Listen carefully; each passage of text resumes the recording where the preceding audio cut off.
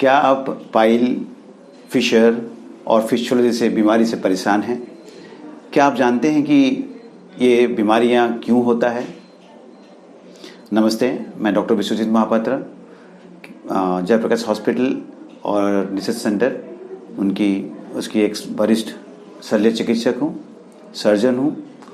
और आज मैं आपको बताने वाला हूँ कि ये जो बीमारी होते हैं ये बेसिकली हम लोग ही क्रिएट करते हैं। हमारी अपनी खाना पीना, रहना, हमारी सोच, हमारी लाइफस्टाइल की वजह से इस तरह का बीमारियां ज़्यादा आजकल दिखाई देता है।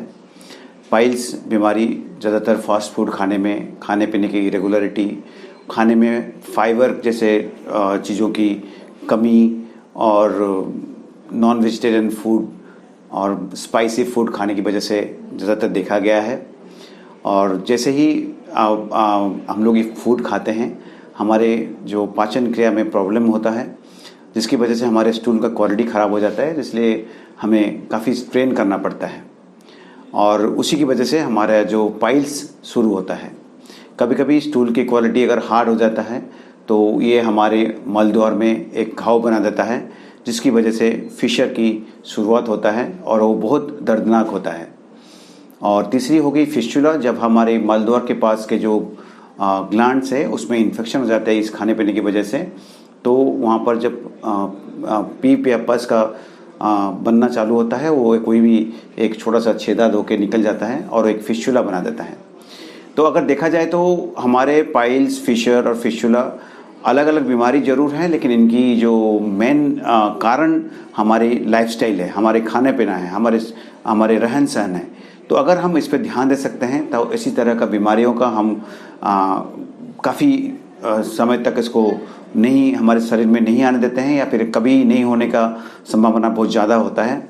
अगर इस तरह का बीमारी किसी को होता है तो उसका इलाज शीघ्र ही करना चाहिए, क्योंकि पाइल्स धीरे धीरे बड़ा होता है और खून निकलने लगता है, जिसकी वजह से हमें अनीमिया जैसे बीमारी हो जाता है और हमारी जान जाने की संभावना बढ़ जाता है।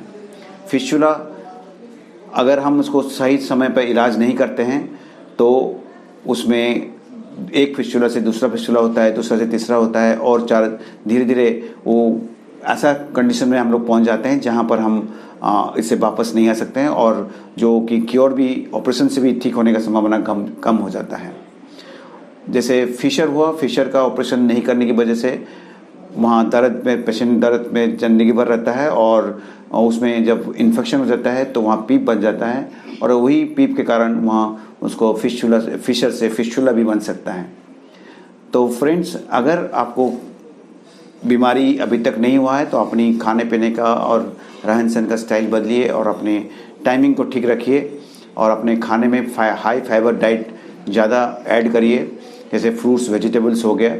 और अगर आप लोग किसी भी इस तीनों बीमारी से परेशान हैं तो इसका इलाज ज़रूर कराइए। और आजकल तो इस बीमारी का इलाज लेज़र की मशीन के जरिए काफ़ी अच्छी तरह से हो सकता है, तो आप इसकी हेल्प ले सकते हैं, जो कि ये जयप्रकाश हॉस्पिटल में अभी लेज़र सर्जरी का फैसिलिटीज़ मौजूद हैं जो हम करते हैं, तो आप लोग इसका भी फ़ायदा उठा सकते हैं। तो मेरे आज का संदेश ये है कि अगर आप लोग अपना ध्यान रखेंगे तो इस तरह का तकलीफ़ें आप लोगों को कभी नहीं होगा।